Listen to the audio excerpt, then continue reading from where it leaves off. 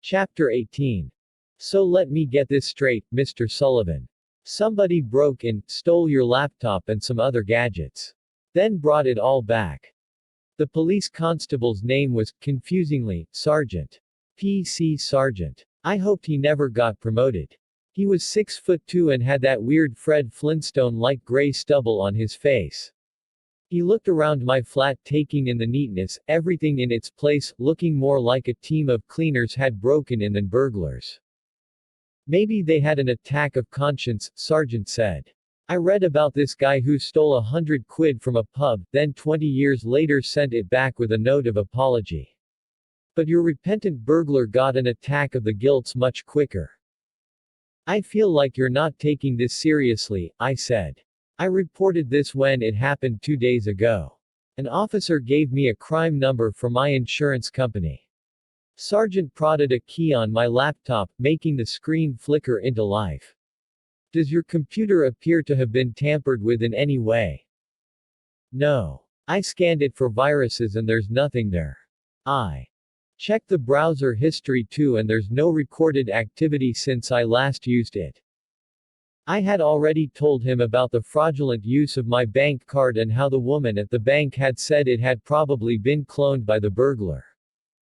What are you going to do? I asked.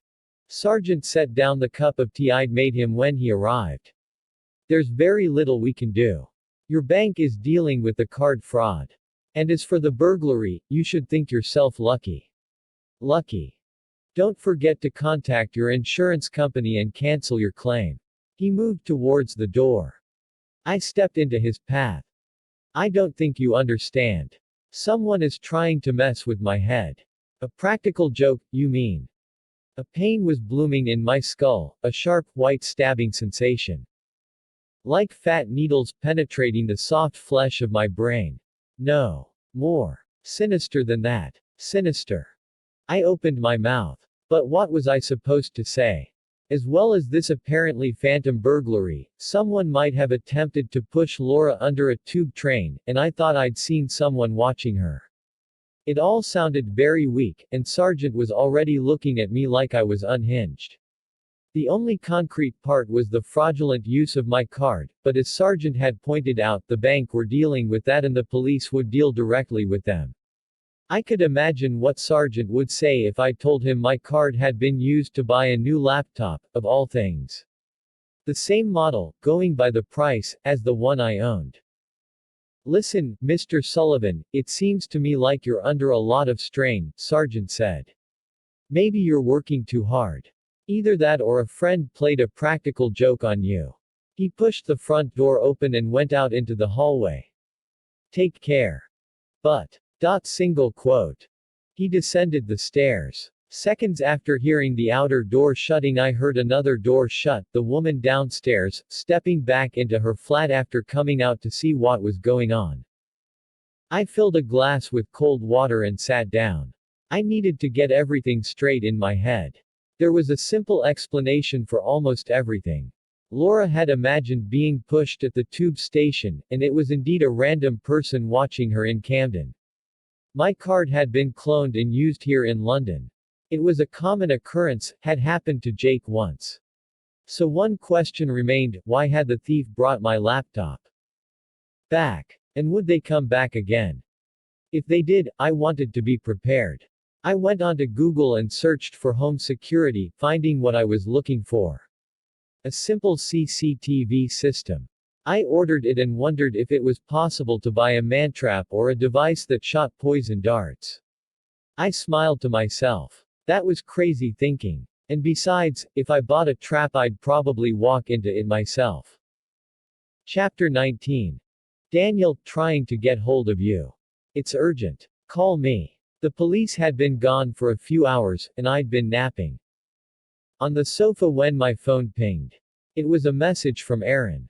I groped for the phone, which lay on the carpet by the sofa, and the moment I read it a shot of adrenaline jerked me awake. My clothes were damp with sweat and there was a patch of drool on the cushion my head had been resting on. I rang her immediately. Daniel, she said, picking up after a single ring. Oh God. Her voice was hoarse. I sucked in a breath, dreading the worst. What is it? It's Laura. She. Oh fuck. She was crying. My stomach lurched like I'd gone over a bump in the road. She's in hospital. UCL. I need you to come. Now. Erin was leaning against the wall in the ward that Laura had been admitted to, a plastic cup of water in her hand. Her bump was huge, I could barely imagine how she could stand up straight. I rushed up to her. Where is she? Is she all right? Erin sniffed and grabbed hold of my hand. I wondered where Rob was. At work, I assumed. She's okay. She's recovering. They pumped her stomach and the doctor I just spoke to said she's lucky. If I hadn't found her almost as soon as she took the overdose. Single quote. She trailed off. I can't believe. What did she take?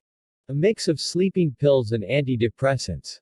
Something called zopiclone. Trazodone, which is apparently prescribed for anxiety. She held up her phone. I looked it up. I stared at her. Where did she get them? From her doctor, I guess. I knew Laura had suffered from insomnia ever since we'd returned from Europe, but she hadn't been taking anything for it, not while we were together, anyway. Had she started taking pills after she left me? I hadn't seen her take a tablet the other night, after we'd had sex, though that didn't mean much. She'd been so drunk that she wouldn't have needed one.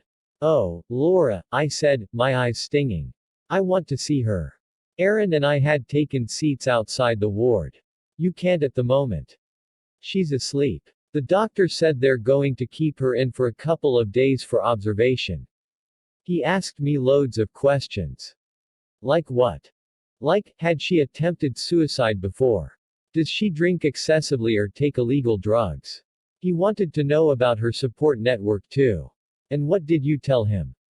Well, I told him that her family live at the other end of the country but that she has friends here. I've called her mom already, but they can't make it till tomorrow. Typical. But, Daniel, I need to talk to you about what she was like when I found her. Her voice dropped to a near whisper. I heard her shouting, so went up to her room and knocked. When I went in, she was sitting on the bed, staring at the window. I didn't notice the empty pill packets at first. They were on the other side of her. I waited for her to continue, heart thudding. She kept staring at the window. And then she started jabbering, muttering and pointing towards the garden. It was really hard to work out what she was saying. Something about being followed, about a ghost. That's what she kept saying.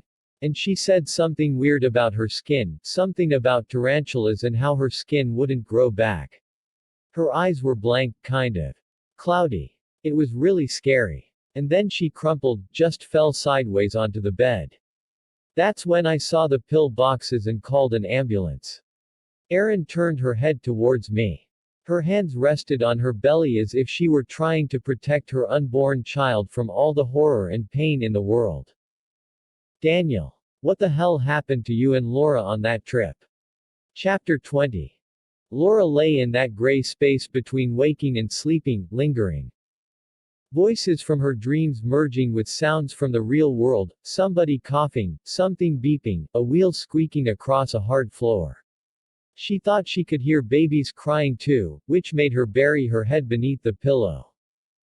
As she emerged from sleep, she could hear two women talking, but she couldn't make out their words and it took her a minute or two to work out who they might be. Nurses, that was the answer. Because she was in hospital. And with that memory came the jolting realization of what she'd done. Her insides felt poisoned, her stomach and throat sore from where they'd stuck the tubes inside her. The doctor who'd talked to her when she'd woken up, after the drugs had been pumped from her body, had been soft-spoken, but behind his soft words she could sense reproach. There are hundreds of genuinely sick people in this hospital, people who want to live. You are wasting our time. If it wasn't for your friend. The doctor had said. Erin had saved her. Good old Erin. Her best friend, the friend she could count on, the person who'd given her somewhere to stay without asking too many questions, who was gentle and kind and compassionate. The bitch. Why had she interfered? If she'd left Laura alone, it would all be over now. She'd be free. It had come to her yesterday, in a flash, not of light, but of darkness, that her idea about going to Australia was foolish. Because the other side of the world wasn't far enough away. Sunshine and distance couldn't heal her, protect her or make her hate herself any less. Nor, she realized, could time. The skin she had shed was never going to grow back. She had lain on her bed in her tiny room and stared at the wall, and as she listened to her heart pounding in her chest, the darkness creeping through her veins, cold and shivering and not aware she was crying until she felt the wetness on her face, she knew what she had to do. She must have been sobbing when she took the pills. That was her big mistake because the noise had brought Aaron to her room, and there was still time for her to be saved. Though saved wasn't the right word. No, Aaron had condemned Laura to more suffering. She had seen Daniel here earlier. He had come onto the ward, sat beside her bed. As soon as she saw him coming, she had shut her eyes, pretending to be asleep. She knew exactly what he would say and she didn't want to hear it. Seeing him reminded her of why she felt like this. She wished she hadn't encouraged him by getting drunk and sleeping with him the other night. When he had leaned over her bed this afternoon and whispered that he loved her, and she could hear the thickness of tears in his voice, she had expected to feel the urge to cry herself. But she'd felt nothing. At least that part of her had gone numb. All she wanted to do was sleep. But it was no use, she was as wide awake as if she'd ingested a bag of speed.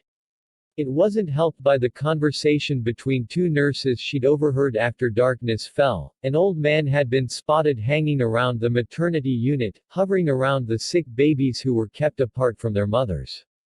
When staff challenged him, he strode off. The images this conjured up, of somebody stealing babies, harming them, made Laura's insides churn with dread. She opened her eyes and squinted at the clock on the bedside cabinet. It was 2:20 a.m. All the other women in the ward were asleep, one of them tossing and turning, another snoring. Laura tried to sit up and recoiled from the flare of pain in her head, like she'd been struck by a hammer, falling back again. She pulled the sheet up over her face. As she lay there, listening to the faint snoring from the other end of the ward, she became aware of a presence close to her bed. Strange, she hadn't heard anyone enter the ward. Nor had she heard any of the other patients get out of their beds. But what other explanation could there be? As a tendril of cold crept beneath the hospital sheets, it felt like someone had opened a window and let the frigid February air enter the room. Goosebumps rippled across her flesh. She was about to get up and find the window so she could close it when she heard the voice. Laura. She went rigid beneath the thin sheet. The voice was soft, close to a whisper. It's me. She knew exactly who it was. It was a voice she would never forget, a voice she had last heard rising in a scream, then abruptly falling silent. It was the voice of a dead woman. And she realized, in that moment, that the glimpses of black clothes and white skin that she'd seen following her, that she thought she'd imagined, must be real. The presence she'd sensed in the central London streets and among the trees at the end of Aaron and Rob's garden. It wasn't her imagination. It was real. It was a ghost. You mustn't do it, the dead woman whispered. She was standing right by the bed now. Laura kept her eyes shut tight, the thin sheet forming a barrier in case the ghost turned hostile. You mustn't kill yourself yet. Laura was crying now. Crying from the memory of a decision that had changed everything. I need you, the ghost said. I need you to stay alive, and Laura threw the sheet forward, jerking upright, the pain in her skull gone. The ghost was gone too. Chapter 21. I trudged home through the freezing London streets, reeling from seeing Laura in her hospital bed, so pale and fragile, with dark circles around her eyes. She had been asleep during visiting hour, despite the chatter around us in the ward. Aaron went home, angry with me for refusing to answer all her questions and needing to rest. After murmuring to Laura, and fighting back tears, I sat and waited for a while in case she woke up. Tomorrow, her mum and dad would arrive in a cloud of self-importance. Aaron had phoned them and, knowing them as I did, I was less than shocked to learn that they weren't planning to rush straight to London from their home in Cornwall. They had an important dinner, something to do with work.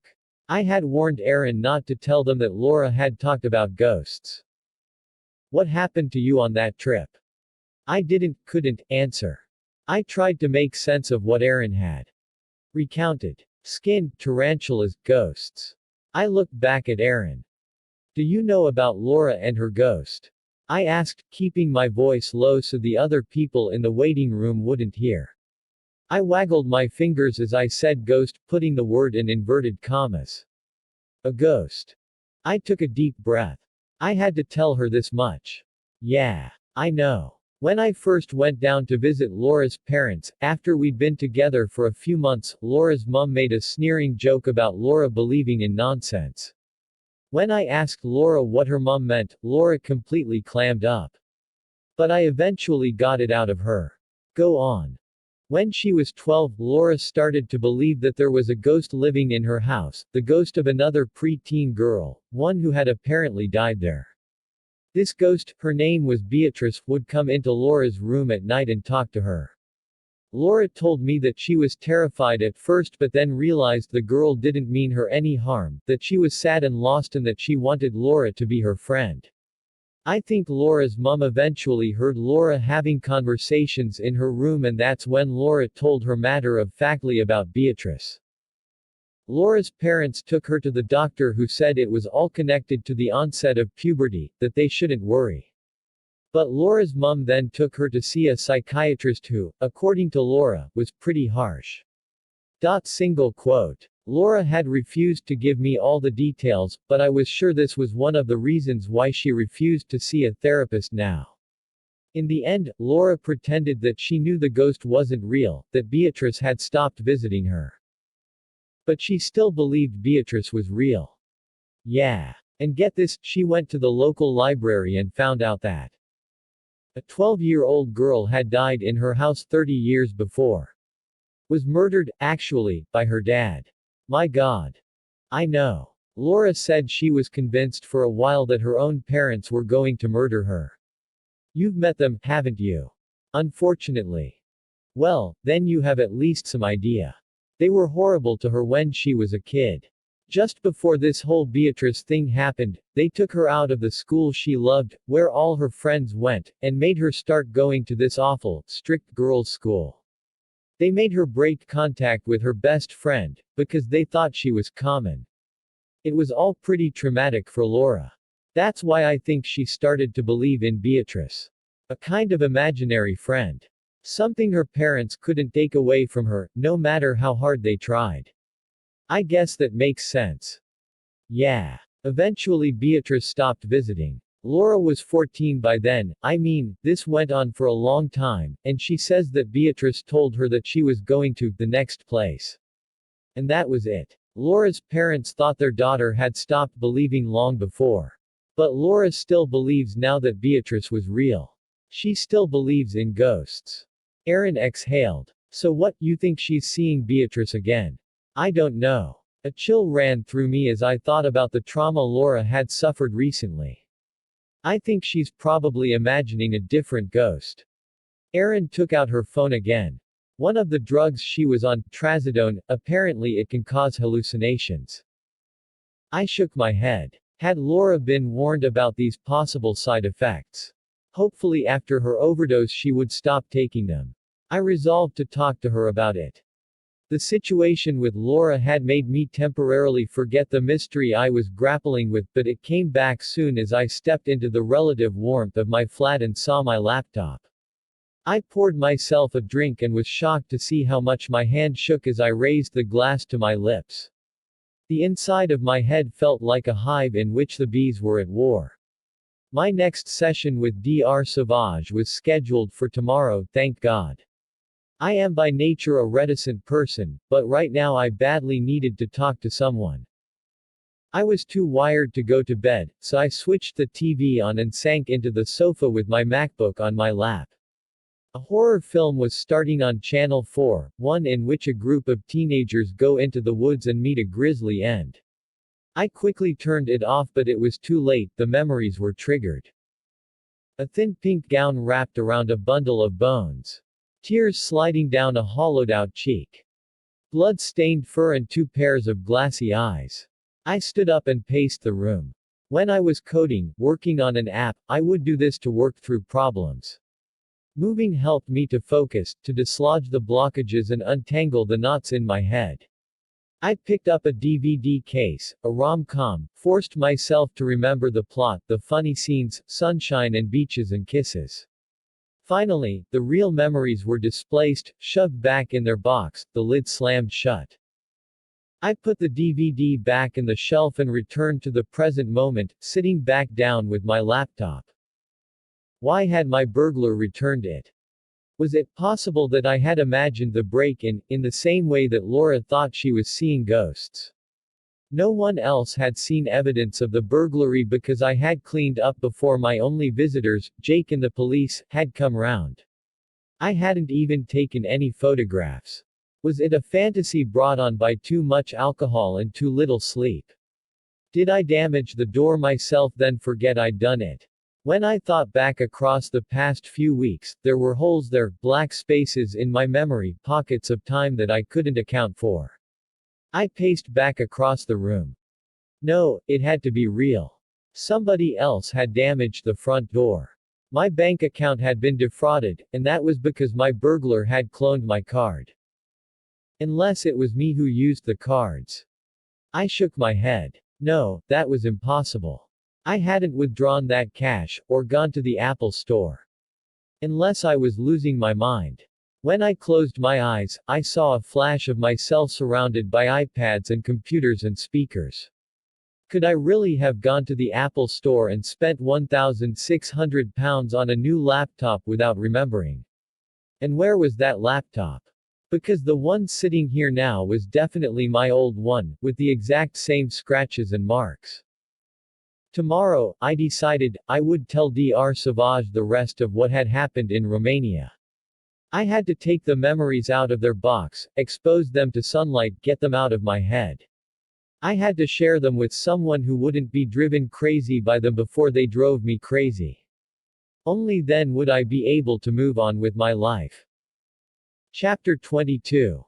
After an hour of thrashing about in bed, my brain whirring like a helicopter, waking dreams in which I alternately ran through a forest and wandered through the glass temple of the Apple store, I got up and opened a bottle of red wine. I craved oblivion. I set the glass of wine, full to the brim, the liquid thick and dark as blood, on my desk and sat down. I opened Spotify and put on one of my favorite albums, drowning out the ticking clock and the rumbling voices of the couple who lived upstairs, who often stayed up late into the night, alternately arguing and having noisy sex, and decided to try to catch up with some emails. Most of them were junk. I deleted these and moved the numerous messages from Skittle into a folder to deal with when I felt more alert. The last time I had sat up in the middle of the night with my laptop was when I was working on my app, Heatseeker. Skittle were confident it was going to be the next big dating app. Some acquaintances thought I had lucked out when I'd done the deal, but although there might have been some luck involved, I had worked hard to achieve my good fortune, sitting up through the night while Laura slept in the other room. I had poured hundreds, perhaps thousands, of hours into creating what I thought of as my baby. I gulped down wine and carried on working through my emails until I spotted one from Laura that had arrived earlier that day, a few hours before her suicide attempt. I thought you might want to see this. Laura X. Attached to the email was a photograph. I double-clicked on it in the iPhoto software, which was set to automatically start when I clicked on a picture file, opened up and displayed the picture. It was a photo of a pair of kittens, wrestling each other. I sat back. Why had Laura sent me a photo of kittens? That was weird. But if she'd done it just before trying to kill herself, she clearly hadn't been acting normally. I scrutinized the photo for a few moments, trying to figure out if there was some kind of secret message hidden in the picture. But it was just a pair of cats. Now that iPhoto was open, I did something I didn't normally allow myself to do, not wanting to torture myself, and began to flick through old photos. Here was the record of my and Laura's time together. When Laura and I were first together, we took photos of each other all the time. There she was lying back in the grass in the park, sunglasses on, a huge grin lighting up her face. Here we were with our cheeks pressed together on our trip to Alton Towers, the camera held at arm's length. There were dozens of pictures of us just hanging around at home. As time went on, there were fewer spontaneous, everyday shots, but there were still hundreds taken at parties and friends' weddings and on days out. With changing hairstyles and clothes, lines spreading on our faces, an inch or two added to our waists, I watched us grow a little older together over the 5 years of our relationship. Of course it hadn't always been idyllic. No one photographs the bad times, the arguments, the periods of boredom, the blips when we took each other for granted or I neglected her for work. But this was our life together. The life that we hadn't been able to maintain. There were very few pictures from our European trip because our camera had been in one of the backpacks we left behind in Briva. The only photos from the trip that remained were those I'd taken with my phone. These had been automatically synced to my computer when we got home and my laptop and phone started talking to each other. I had never dared look at these photos, but now I felt my finger drift across the computer's trackpad until I was looking at the first photo I'd taken, a selfie with both of us on the Eurostar to Brussels. We had been so happy that day, setting off on our amazing journey, free from worries and responsibility. I flicked through the photos, smiling at the memories of France and Spain and Italy. I emptied my wine glass and fetched the bottle. I reached a picture of Laura in the cafe near Budapest station where we had eaten before taking the train. I had snapped a picture of her when she wasn't looking. Her face was in profile and she was brushing a strand of hair away from her eye, pensive, pretty. I stared at the photo for a long time, taking another swallow of wine to deaden the pain. This was the last picture of her before the calamity. Or it should have been. For when I tapped the cursor key, expecting it to take me back to the first picture in the album, a new photograph of Laura appeared. As soon as I saw this new picture I dropped my wine glass, the shattering sound distant beneath the thrumming in my ears, oblivious to the red stain that spread across the carpet by my feet. In the photo, Laura was lying on a bunk, asleep, her arms wrapped around her chest, knees drawn up. The photo had been taken in the sleeper compartment of the Romanian train. Hand trembling, I clicked. In the next picture, I was asleep in the other bunk, mouth ajar. I snatched my hand away from the laptop like it was on fire. The headache from earlier had returned. Out of the corner of my eye I could see the fresh red wine stain on the carpet, the color of dried blood. I thought back to that night. I had fallen asleep holding my phone. It had been dead when I woke up, but there had still been a few % of battery life left when I fell asleep. The person who snuck into the carriage and stole our passports and tickets must have used my phone to take photos of us sleeping. Hand trembling, I clicked back to the first photo, and found myself looking at the picture of Laura at Budapest station. Confused, I clicked again. Back to the first photo, of us on Eurostar. I went back to the album, scoured the thumbnail photos. The two pictures from our night on the train weren't there anymore. They had vanished. I thought I would never feel as scared as I had been that night in the forest.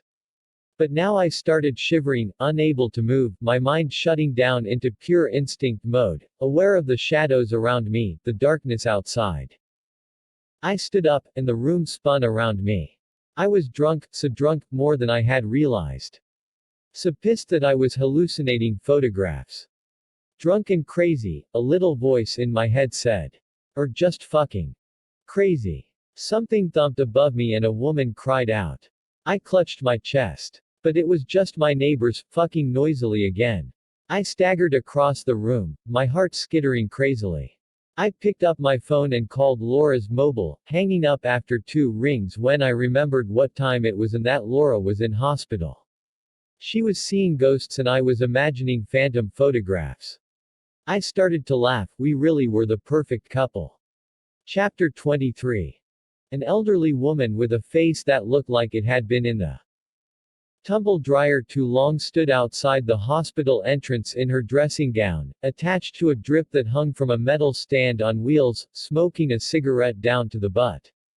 I kept a wide berth. The smell of smoke was liable to turn my stomach after the night I'd had.